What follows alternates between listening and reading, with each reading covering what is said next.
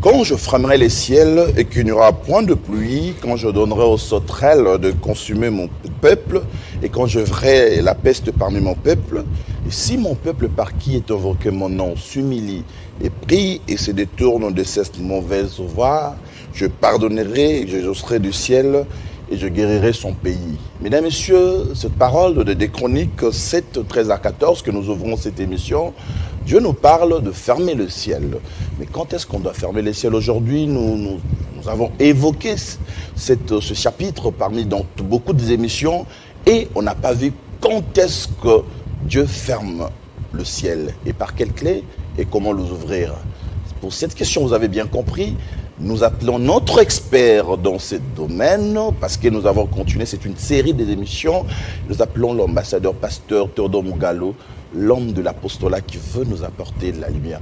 S'il vous plaît, l'ambassadeur. Distanciation sociale, lui, il ne se dérobe jamais de la règle. Mais avec, comme la distanciation est observée, vous pouvez votre cache-nez. Comme ça, on va entamer par de grandes questions qui nous parviennent de téléspectateurs qui vous suivent. On évoque tout le temps cette partie de lecture de Des Chroniques 7, 13 à 14, où on parle de fermeture du ciel, où on compare ce verset à ce que nous vivons actuellement avec la Covid-19. Mais pour la lanterne de ce qui nous suivent là, c'est quand est-ce exactement ou pourquoi est-ce que Dieu fermerait les ciels? Le qui est miséricordieux. Oui, pour y répondre, nous allons lire, vous avez donné 2 Chroniques 7, 13 à 14. Yeah. Dieu dit, quand je fermerai le ciel, j'enverrai, je vais aussi fermer la pluie, et je vais vous envoyer la peste. Mais lisons une autre écriture qui parle de la même chose. 1 Roi 8, verset 33. Suivez-moi, vous comprendrez la réponse à votre question. Allez-y. Quand ton peuple d'Israël sera battu par l'ennemi pour avoir péché contre toi, s'ils reviennent à toi et rendent gloire à ton nom, s'ils t'adressent des prières et des supplications dans cette maison, exauce-les des cieux, pardonne le péché de ton peuple d'Israël et ramène-les dans le pays que tu as donné à leur père. Quand le ciel sera fermé et qu'il n'y aura point de pluie à cause de leur péché contre toi, s'ils prient dans le lieu et rendent gloire à ton nom, et s'ils se détournent de leur péché parce que tu les auras châtiés, exauce-les des cieux, pardonne le péché de tes serviteurs et de ton peuple d'Israël, à qui tu enseigneras la bonne voie dans laquelle ils doivent marcher, et fais venir la pluie sur la terre que tu as donnée en héritage à ton peuple, quand la famine, la peste, la rouille, la nielle, les sauterelles d'une espèce ou d'une autre seront dans le pays, quand l'ennemi assiégera ton peuple, nous avons l'ennemi qui assiège l'est du Congo, quand l'ennemi assiégera ton peuple dans son pays, dans ses portes, quand il y aura des fléaux et des maladies quelconques, si un homme, si tout ton peuple d'Israël fait entendre des prières et des supplications et que chacun reconnaisse la plaie de son cœur et étende les mains vers cette maison, exauce-le des cieux, du lieu de ta demeure, et pardonne, agis et rends à chacun selon ses voies. Toi qui connais le cœur de chacun, car seul tu connais le cœur de tous les enfants des hommes. Ainsi, ils te craindront tout le temps qu'ils vivront dans le pays que tu as donné à nos pères. Mais la chute, la même chute, là où il ferme, il donne de prescrit de sa fermeture, mais donne aussi la méthodologie ou la modalité de l'ouverture à travers la repentance. Exactement, parce que Dieu ferme le ciel pour la première fois lorsque Ève a péché. Dans Psaume 64, verset 7, Oui. Le péché, ce n'est pas... Donc l'adultère, ce n'est pas le péché. L'adultère, c'est le fruit du péché. Monsieur, le péché c'est quoi exactement? Le péché, c'est quoi? Oui. Le péché, c'est briser la parole de Dieu. Mépriser la parole de Dieu.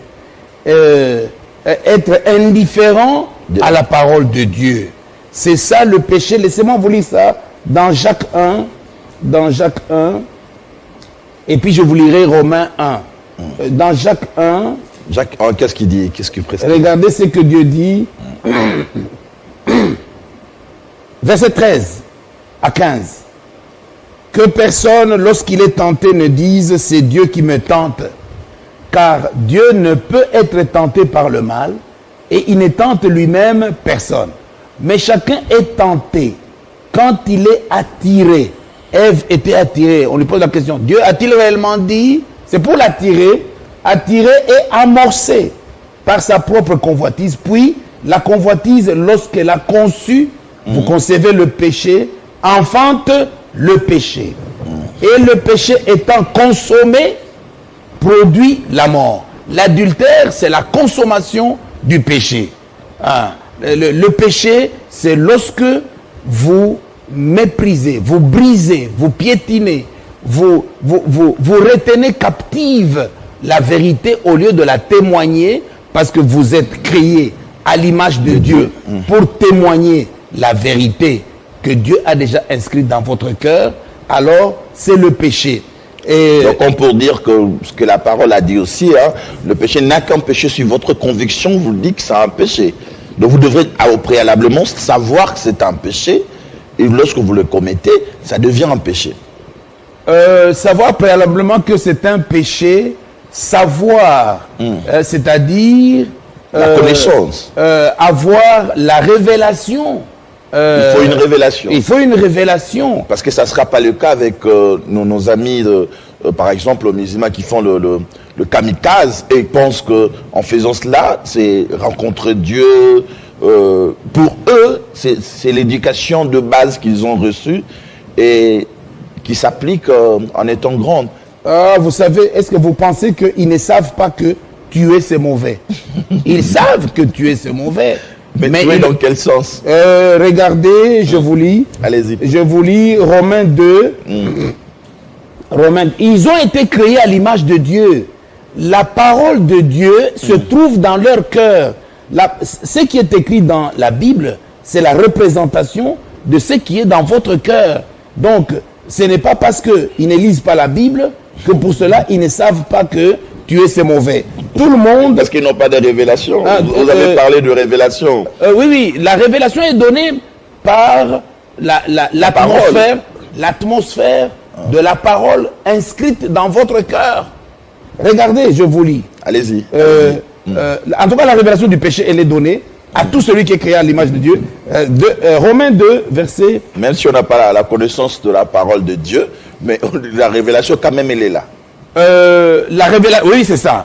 Même si vous n'avez pas la connaissance cognitive de la conscience, donc dans votre... pas la connexion. Oui, dans votre subconscient, c'est-à-dire dans votre âme. Parce que la connaissance, c'est dans le cerveau. Exactement. Tandis que la révélation, c'est dans le cœur. Où se trouve l'âme, dans le subconscient. C'est là où Dieu a logé, n'est-ce pas, sa parole, a écrit. J'écrirai dans votre cœur. Et pas dans votre cerveau. Attendez, je vous lis ici. Allez-y. Romains 2, verset 14-15. Quand les païens qui n'ont point la loi c'est la parole écrite, la Bible, qui n'ont point la Bible, font naturellement ce que prescrit la Bible, ils sont, eux, qui n'ont point la loi, la Bible, une Bible pour eux-mêmes. Ils montrent que l'œuvre de la Bible est écrite dans leur cœur. Leur conscience, en rendant témoignage, et leur pensée s'accusant ou se défendant tour à tour. Qu'est-ce qui fait qu'un petit enfant, n'est-ce pas, qui a pris le beignet sans autorisation dans la maison, quand la maman vient, le petit enfant a le réflexe de cacher. Il n'a pas encore la conscience du péché, mais il a la révélation. Du bien et du mal. Du bien et du mal. Vous verrez, il se met là-bas, à l'écart. Tu dis, mais qu'est-ce qui se passe? On lui dit, non, il a volé le beignet. Oh non, il ne faut pas trop le culpabiliser, etc. Donc c'est là où tout commence. C'est là où tout est parti. C'est au niveau du cœur. Et c'est au niveau du cœur que se trouvent, n'est-ce pas, écrites les lois de Dieu. Et vous voyez, dans l'Ancien Testament, Dieu a écrit les lois sur des tables de pierre. Exactement. Sur des tables de pierre. Et c'est pourquoi les gens de l'Ancien Testament pouvaient prier pour que l'ennemi soit tué. Ils n'ont pas la révélation de Matthieu 5, 44, aimez vos ennemis, etc. Regardez ici, qu'est-ce que je voulais? Oui. Hébreux 8.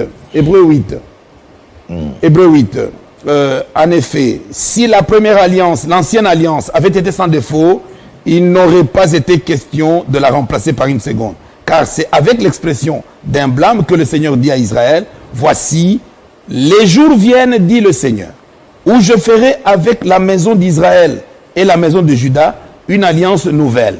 Non comme l'alliance que je traitais avec leur père, le jour où je les saisis par la main. L'ancienne alliance, où il a écrit les lois sur les tables de pierre, pour les faire sortir du pays d'Égypte, car ils n'ont pas persévéré dans mon alliance, et moi non plus, je ne me suis pas soucié d'eux, dit le Seigneur. Mais voici l'alliance que je ferai avec la maison d'Israël. Après ce jour-là, dit le Seigneur, je mettrai mes lois dans leur esprit. Je les écrirai dans leur cœur. Et je serai leur Dieu. Et personne n'enseignera plus son concitoyen. Les enseignements, les gens disent, non, venez nous donner les enseignements de la Bible. Ça, c'est le Dieu de Canaan et le Dieu de l'Égypte qu'on appelle Gad et son épouse Méni qui vous recommande cela. Ce n'est pas par le cerveau que vous pouvez découvrir Dieu. Ici, je voudrais aller même plus loin. Mais la place ce n'est pas la théologie. Justement, ce que je voulais dire.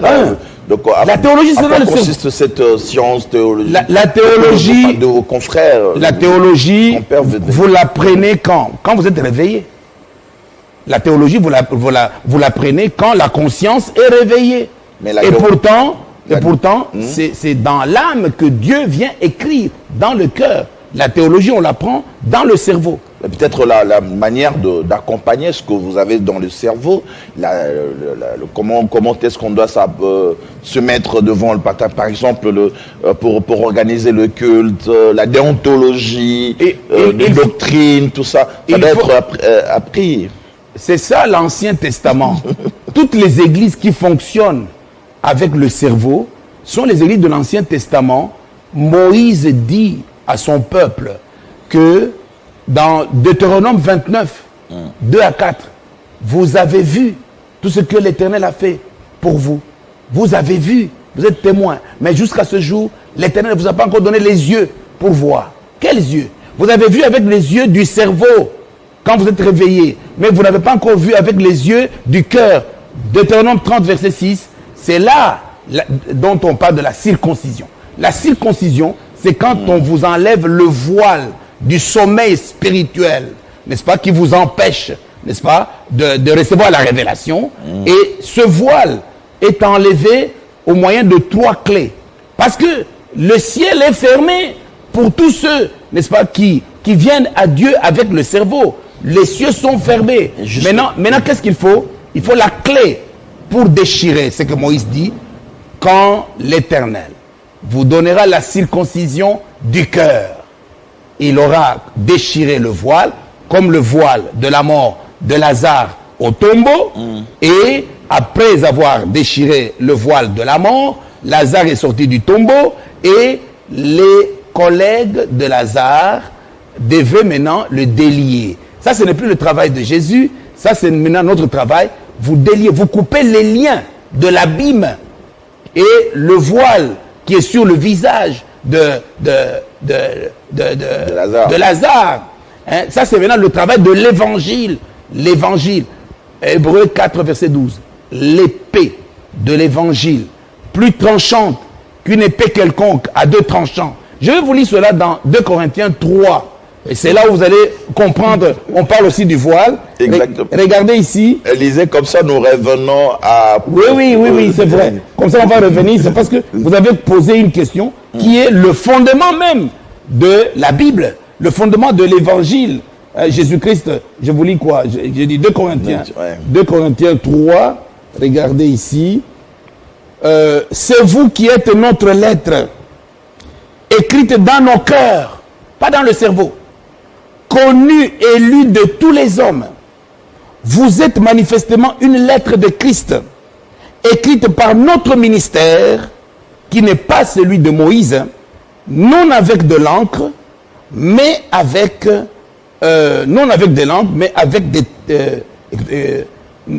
écrite par notre ministère, non avec de l'encre, mais avec le Saint-Esprit de Dieu vivant, non sur des tables de pierre, mais sur des tables de chair, sur les cœurs.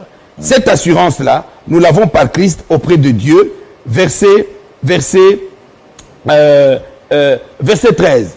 Et nous ne prêchons pas comme Moïse, qui mettait un voile sur son visage pour que les fils d'Israël ne fixent pas les regards sur la fin de ceux qui étaient passagers, mais ils sont devenus durs d'entendement, ils n'ont pas la révélation, car jusqu'à ce jour, le même voile demeure, le même voile, où est-ce que je suis, jusqu'à ce jour, mais ils sont devenus, oui, car jusqu'à ce jour, le même voile demeure quand ils font la lecture de l'Ancien Testament.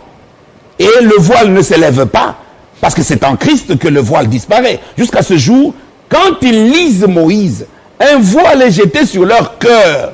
Le voile, n'est-ce pas, de la connaissance. Le voile de l'arbre de la connaissance du bien et du mal. Ils sont dans l'arbre de la connaissance du bien et du mal, mais lorsque les cœurs se convertissent au Seigneur, le voile est ôté. Or, le Seigneur, c'est le Saint-Esprit. Et là où est le Saint-Esprit du Seigneur, là est la liberté. Nous tous donc, dont le visage découvert reflète la gloire du Seigneur, nous sommes la gloire du Seigneur quand les cieux s'ouvrent. Nous avons la clé pour ouvrir la gloire du Seigneur. Nous sommes transformés en la même image, de gloire en gloire, par l'Esprit du Seigneur. C'est ici le lieu de dire que tous ceux, je le dis, c'est très grave ce que je suis en train de dire, tous ceux qui adorent avec le cerveau, eh bien, ils adorent, le cerveau est cosmique. Ils adorent sur la terre. Jésus a dit, désormais, terrestre. Terrestre. Yes. Dans Jean 4, Jésus dit à la femme samaritaine, les vrais adorateurs ne vont plus adorer dans le cosmos, que ce soit à Jérusalem, le temple de Salomon, c'est cosmique, que ce soit sur la montagne, c'est cosmique, mais désormais il faut adorer en esprit et en vérité. Matthieu 6, verset 9, voici comment vous devez prier. Verset 6, quand vous voulez prier, montez dans votre chambre haute, c'est-à-dire le cœur, c'est pas le cœur, montez dans votre chambre haute, ouvrez la porte avec la clé, fermez la porte, priez votre Dieu dans le lieu secret qui n'est pas cosmique. Et c'est pourquoi, n'est-ce pas, mon sujet, c'est la clé de la porte des cieux pour écraser la Covid-19. La Covid-19. Commençons l'émission. C'était une introduction. Il faudra toute une émission pour parler, n'est-ce pas, de l'évangile du cœur et l'évangile du cerveau, qui est la théologie. Très bien. Alors, pasteur, revenons à notre sujet de base. C'est vrai que l'introduction a été très importante pour nos amis qui nous suivent. Ça permet d'ailleurs de baliser les chemins pour que tout ce qui viendra après, qu'on comprenne la suite. Alors, dites-nous, pourquoi est-ce que nous devons, en ces jours, relier la Covid-19 à la fermeture du ciel de Dieu? Oui, la Covid-19... pourquoi nous devons relier cela à la fermeture des cieux? Parce que c'est une question très importante, parce que l'homme, notre prochain, semblable à nous, le Chinois, à Wuhan, a piétiné, a déshonoré Dieu. Dieu a créé le coronavirus inoffensif dans un animal. Le pangolin avec les humains. Oui, comme les bactéries qui sont dans la bouche. Exactement. N'est-ce pas? Comme les microbes qui sont dans le tube digestif. Mais là-bas, à Wuhan, ils sont allés acheter le laboratoire de bombes biologiques en France à l'époque de Jacques Chirac. Et Jacques Chirac a vendu le laboratoire là-bas. Pourquoi? Parce que toutes les grandes puissances, que ce soit l'Amérique, l'Italie, la France, etc., ils ont des laboratoires pour fabriquer les armes biologiques de façon à ce que lorsqu'on largue cette arme contre l'ennemi, l'ennemi sera consumé par une maladie. Et c'est ainsi que le prophète Branham a prophétisé qu'ils fabriqueront des bombes biologiques qui éclateront dans leurs mains. Ça a éclaté dans leurs mains. Parce que Dieu leur a envoyé la puissance d'égarement. Qu'est-ce qu'ils ont fait? Ils ont pris le coronavirus inoffensif, comme les bactéries de la bouche. Ils ont ajouté des substances. Ils ont ajouté le code génétique de VIH-Sida. Le code génétique des microbes difficiles ou impossibles dont il est impossible de guérir la maladie, afin que quand on va larguer contre les ennemis, qu'ils puissent certainement mourir. Il n'y aura pas, n'est-ce pas, un médecin qui pourra les soigner. Une thérapie, il n'y aura pas une thérapie. Il n'y aura pas de thérapie possible. Et je vous dis que ceci est arrivé en Égypte.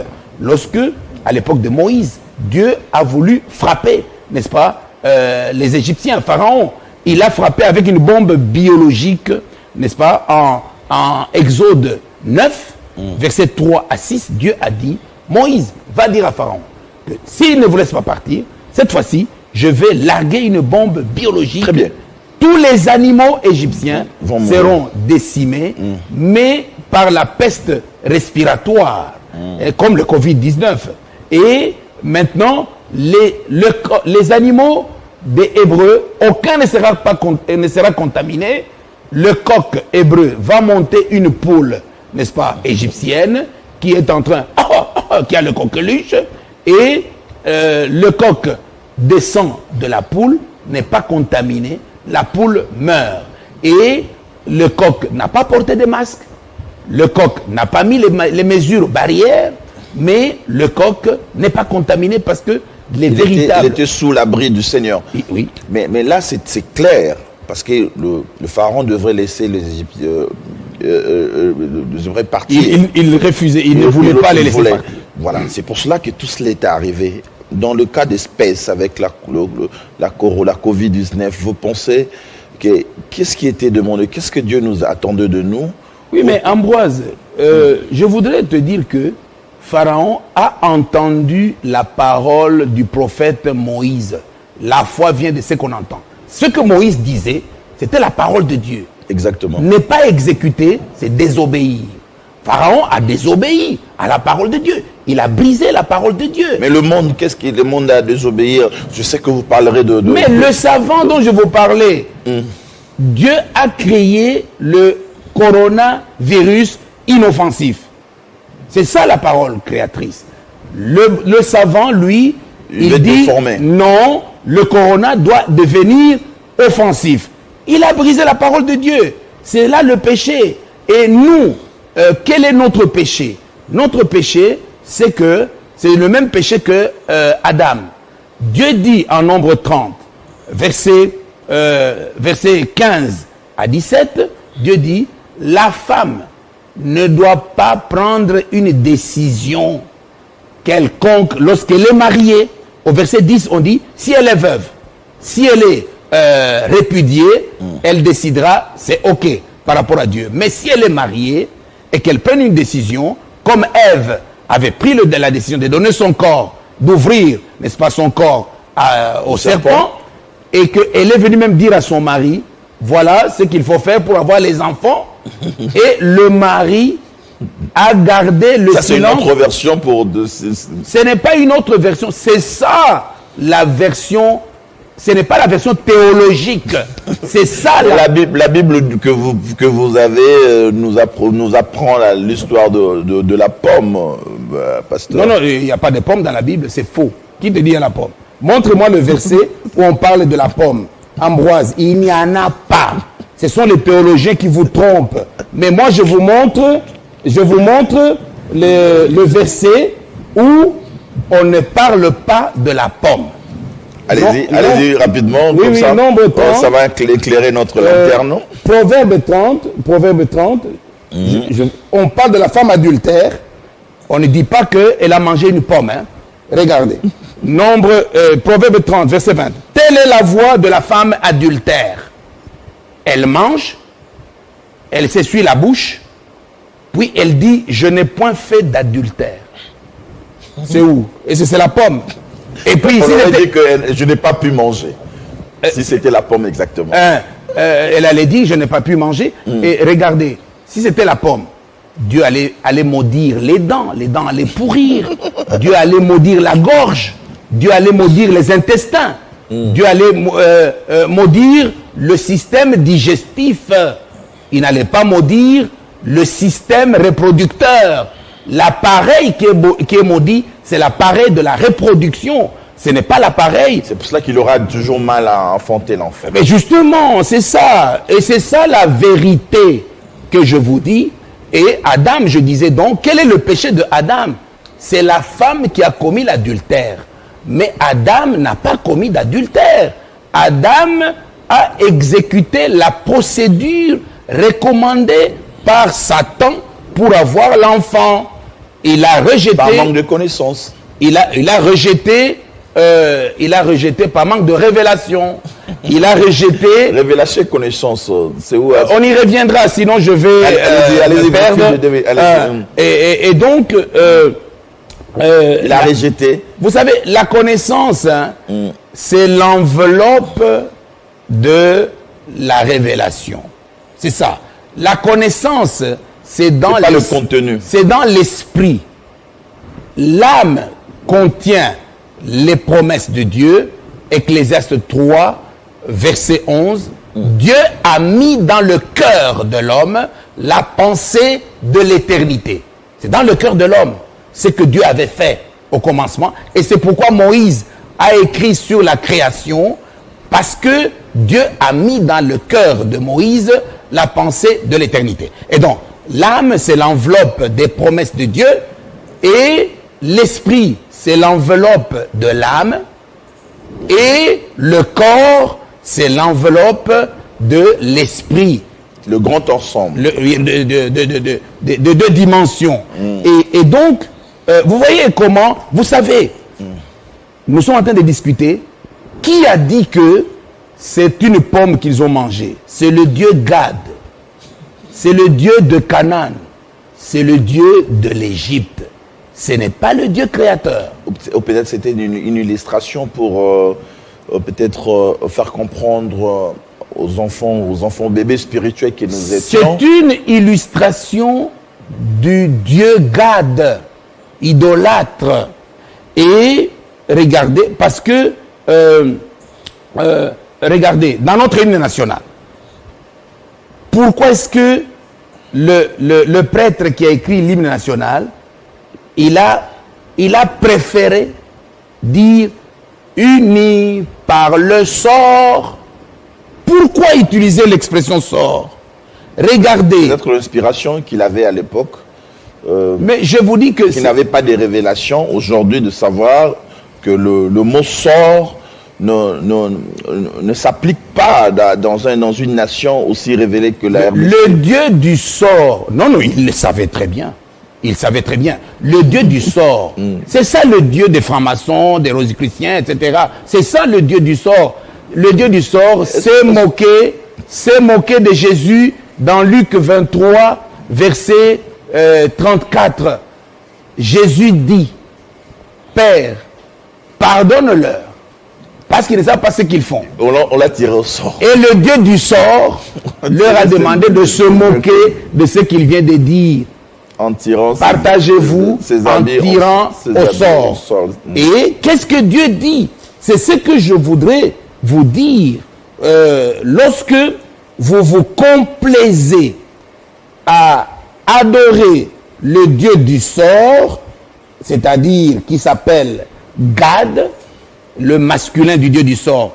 Le Dieu du sort s'appelle le Dieu fortune, et le masculin de ce Dieu, c'est Gad, et le féminin, c'est Méni. Ésaïe 65, verset 11. Mais vous, qui abandonnez l'Éternel, qui oubliez ma montagne sainte, qui dressez une table pour Gad, et remplissez une coupe pour Méni, je vous destine au glaive. Je vous destine au glaive. C'est pas de la rigolade. Regardez, Romains 1. Mais pasteur, moi j'aimerais que vous reveniez là où vous parlez de quelque chose de fondamental avec l'hymne national. Mais oui, il n'y a personne qui s'élève pour... parce que toute une nation est liée là-dedans. Si vous parlez lié par le sort, c'est vrai, peut-être on n'avait pas, comme vous l'avez dit vous-même, il faut avoir d'abord l'inspiration, la révélation pour que vous contre-attaquez ce qui n'est pas bon. Les Tanzaniens sont comme nous. D'ailleurs, les Tanzaniens ont marqué, ils parlent de Dieu. Le président Mkapa, c'est même un communiste. C'est même un communiste. N'est-ce pas? Mais l'hymne national commence comme ceci. Mungu ibariki Afrika na watu wake. Que Dieu bénisse l'Afrique et les Africains. Deuxième strophe. Mungu ibariki Tanzania na watu wake. Que Dieu bénisse la Tanzanie et ses habitants. Le Ghana, la même chose. Que Dieu bénisse le Ghana et les Ghanéens. L'Afrique du Sud, la même chose. Que Dieu bénisse... Que le pays anglophone. Hein. Maintenant, ce sont les pays qui avaient la révélation. C'est tout simplement ça. Ce sont les pays qui étaient, n'est-ce pas, assez loin des francs-maçons et des autres. Parce que ici, chez nous, ce sont les francs-maçons qui sont venus nous coloniser. C'est ça la vérité. La conférence de Berlin, c'était une conférence de sociétés mystiques. C'est ça la vérité. Et donc... Mais l'Afrique du Sud, comme les États-Unis, c'est toujours, n'est-ce pas, Dieu, même dans la Constitution. Et maintenant, notre hymne national avec le Dieu du sort, c'est article 1er de la Constitution, je crois, alinéa 6, où on dit, notre hymne national, c'est debout Congolais, unis par le sort. Hein, vous voyez? Mais maintenant, qu'est-ce qui s'est passé? L'Amérique, avec Obama, vient d'intégrer, n'est-ce pas, la loi qui reconnaît le Dieu de Gad. Le Dieu Gad, donc l'homosexualité, c'est Lévitique 18. Le Dieu Gad, Lévitique 18. Et l'Afrique du Sud aussi vient de reconnaître. Malgré cela, ils viennent maintenant d'infiltrer dans ceux qui reconnaissaient Dieu, d'intégrer le Dieu. Il y a un vrai contraste. Vraiment un paradoxe quand ils reconnaissent au même moment Dieu et que leur constitution dise autre chose. Mais nous aussi, nous tous nous prions. Mais à l'Assemblée nationale, tout le monde, presque, la 90% sont des chrétiens. Mais ils n'osent pas penser à changer l'hymne national, à changer la constitution à cause du fait qu'on refuse Dieu. Les Américains dans leur constitution, c'est Psaume 33, verset 12. Heureuse la nation dont l'Éternel est Dieu. Ouais. Vous voyez, regardez le Dieu Gad, hein, regardez les dégâts qu'il cause dans Lévitique 18. Allez-y. Lévitique 18. Nous atterrissons petit à petit. Oui, l'Éternel parla à Moïse et dit, parle aux enfants d'Israël, le peuple de Dieu sur qui mon nom est invoqué. C'est ça. Parle au peuple sur qui mon nom est invoqué. Je suis l'Éternel votre Dieu. Vous ne ferez point ce qui se fait dans le pays d'Égypte. C'est sous l'onction du Dieu Gad, où vous avez habité. Vous ne ferez point ce qui se fait dans le pays de Canaan, où je vous mène.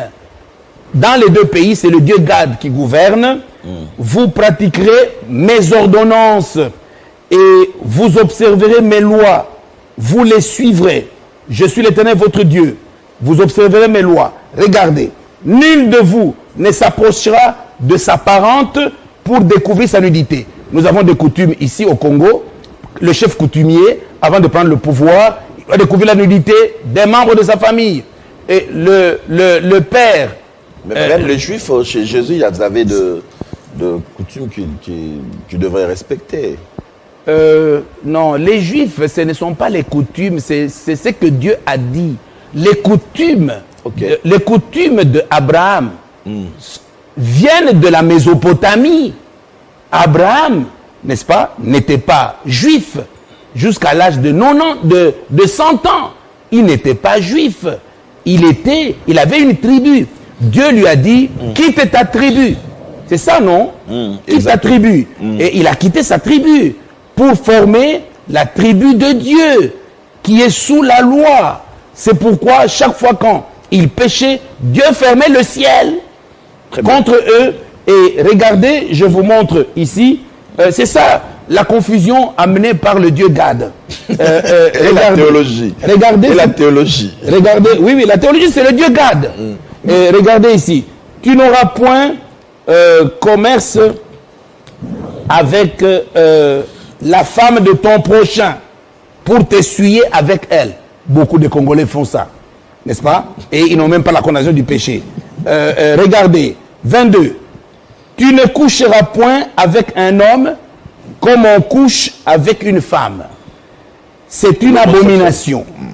Et ne vous souillez par aucune de ces choses recommandées par le dieu Gad, car c'est par toutes ces choses que se sont souillées les nations que je vais chasser devant vous. Le pays en a été souillé, je punirai son iniquité, le pays rejettera ses habitants, parce que le pays, la Palestine, c'est le pays des enfants, n'est-ce pas, de Ismaël et la Palestine. Et Dieu a dit dans Genèse 15, verset 16, quand l'iniquité des Palestiniens atteindra son comble, je vais leur arracher ce pays et je vous le donnerai. Laissez-moi vous lire le dieu Gad, concrètement. Rapidement, parce que nous atterrissons là. Oui, concrètement. Romains 1, verset, vous savez, le cardinal Maloula, c'était un prêtre. Qu'est-ce qu'il a dit? Je crois que c'était le 28 février 1958, à Bruxelles. Il a dit, pour résoudre les problèmes du Congo, il faut approfondir le christianisme. Il faut approfondir le christianisme. Et donc, l'indépendance, c'était la solution du problème du Congo. Il fallait intégrer, n'est-ce pas, dans l'indépendance, mais pourquoi la dimension de Dieu. Parce que c'était avant bien sûr que nous aurons l'indépendance. Mais lors de l'élaboration de la... Pourquoi cette phrase-là ne figurait pas dans le texte fondamentaux? Est-ce qu'ils ont élaboré l'hymne national au Parlement? Non. Ça a été élaboré par quelqu'un et puis ils ont adopté ça. Hein? Ils ont adopté ça. Normalement... Par manque de révélation. Normalement... Il faut refaire ces choses-là. Exactement. Comment le faire? Le lobbying, c'est-à-dire... Laissez-moi d'abord vous lire concrètement l'atmosphère que nous traversons. Le Congo, c'est le pays où il y a les hommes les plus méchants sur les réseaux sociaux. Mais dans le monde entier. On nous traite de hospitaliers, tout ça. Non, on ne nous traite pas. Nous nous insultons entre nous. Hein? La méchanceté entre nous, on ne nous traite pas. Il paraît que ce sont des insultes qui ne sont pas vraiment méchants, qui ne viennent pas du cœur. C'est juste une sorte de langage, comme chez les Bangala, vous voyez. Ils disent, vous pensez que c'est ça? Vous êtes en train de mentir. Mais c'est de la méchanceté. Mais pas... Si moi, je dis que toi, tu n'es pas le fils de ton père, c'est quoi ça? Devant votre maman? C'est seulement un langage, une manière de parler. Ta maman dira que non, c'est seulement un langage. C'est-à-dire que... Ça, c'est grave. C'est grave. Comment? Mais c'est ce qui se passe. C'est concret sur les réseaux sociaux. Les gens s'insultent. Au lieu d'utiliser... Ça vient d'où? Ça vient du dieu Gad. Ça vient de... Chaque jour, nous adorons Gad. Unis par le sort. Alors laissez-moi vous lire. Vous en avez une grande responsabilité, vous qui êtes pasteur. Pas nous, vous aussi. Parce que regardez, vous commencez à dire, vous avez réagi comme Adam. Hein? Adam, est-ce que tu as mangé l'arbre? Je t'avais interdit de manger. Adam dit, c'est la femme que tu m'as donnée. Moi, je n'ai pas de responsabilité. C'est vous, les pasteurs. C'est pas une question de pasteurs. Je vous ai lu, n'est-ce pas, un roi 8, 33, 40. S'il y a un seul homme, n'est-ce pas, qui se met à prier, à demander à Dieu de pardonner, Dieu va pardonner. Laissez-moi vous lire la colère de Dieu, Romains 8, Romains 1, verset 18.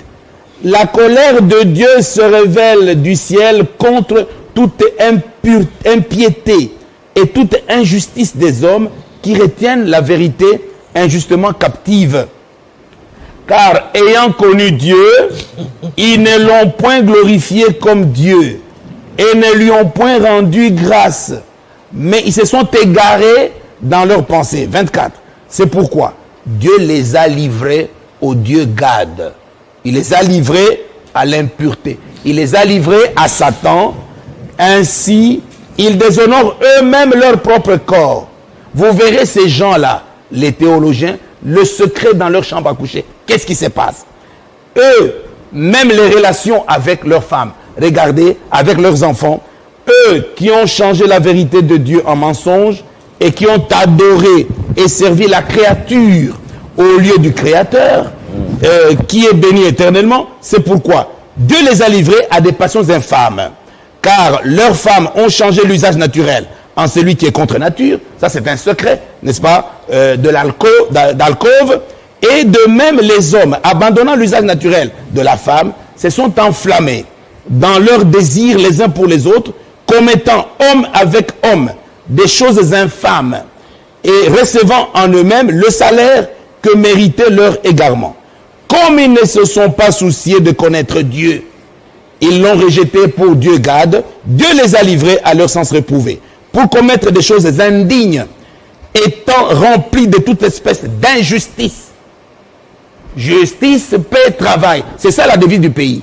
Mais c'est plein d'injustice, de méchanceté. C'est écrit ici. Mais au moins là, avec la devise, on est dans les normes. L'Église doit quitter le Dieu Gad pour venir dans le véritable Dieu qui a été révélé par le prophète Branham. Dans chaque âge de l'Église, Dieu révèle. Les cieux sont fermés et ne s'ouvrent que pour Paul de Tarse à l'âge d'Éphèse, pour Irénée à l'âge de Smyrne, pour, n'est-ce pas, Martin Luther à l'âge de Sardes. C'était un Allemand. Il faut une bonne connaissance pour connaître tout ça. Mais il ne faut pas la connaissance, il faut écouter Dieu qui parle par la bouche de Moïse, qui est le prophète. Cherchez la révélation, elle est donnée par âge de l'Église à un seul individu qu'on appelle prophète. Laissez-moi terminer. Le pays est rempli de toute espèce d'injustice, de méchanceté, comme ici en RDC, de cupidité, de malice, plein d'envie, de meurtre, de querelle, de ruse, de malignité, rapporteur, touba, lambois chanté, médisant, impie, arrogant, hautain, fanfaron, aux alacas très impolis et aux fanfarons, ingénieux. Les Congolais sont impolis, ingénieux au mal, rebelles à leurs parents. Les églises disent, ta maman est sorcière, il faut la chasser. Ton papa est sorcier, l'enfant sorcier, il faut... Rebelles à leurs parents. C'est ça la réalité que nous vivons dans notre pays.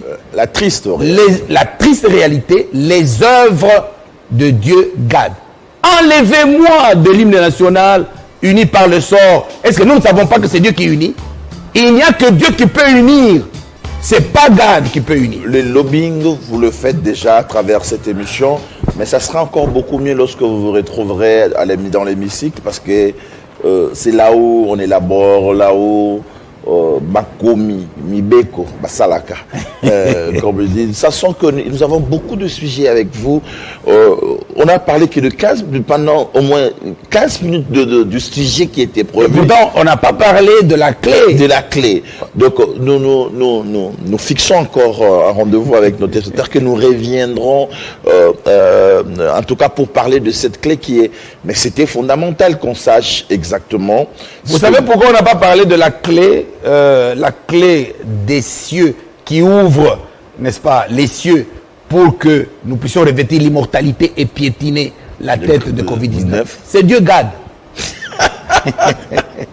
Dieu garde, en tout cas, c'était ça qui était l'explication du jour. Nous avons retenu quand même, nous avons cité, s'il vous plaît, pasteur, nous avons cité le cardinal, feu cardinal Maloula qui a dit que lorsqu'il y aura de problèmes en RDC, il faut approfondir le christianisme. C'est tout à l'honneur du cardinal Maloula. Et on ne l'a pas écouté. J'espère que le lobbying est fait. Mesdames, Messieurs, merci à vous de votre aimable attention. Le pasteur Théodore nous rassure, vous reviendrez. Oui, je reviens la semaine prochaine. Il revient la semaine prochaine. On parlait de la clé qui ouvre les cieux pour nous donner l'immortalité afin d'écraser la tête de Covid-19. La Covid-19 qu'on doit écraser exactement, que vous avez refusé de vivre avec. J'ai refusé de cohabiter. Les scientifiques nous disent et les gouvernements, 2021. nous allons maintenant cohabiter avec Covid-19. Moi, je dis non. Et quel éveil? Nous devons piétiner la tête. Nous devons piétiner la tête. C'est comme ça, c'est par ici que nous avons fini cette émission. Merci de l'avoir suivi. Le prochain rendez-vous, c'est la semaine prochaine. Le pasteur revient avec le plus de détails sur la clé. Mais entre-temps, chez vous, portez-vous bien et surtout, priez dans la famille. Merci. C'est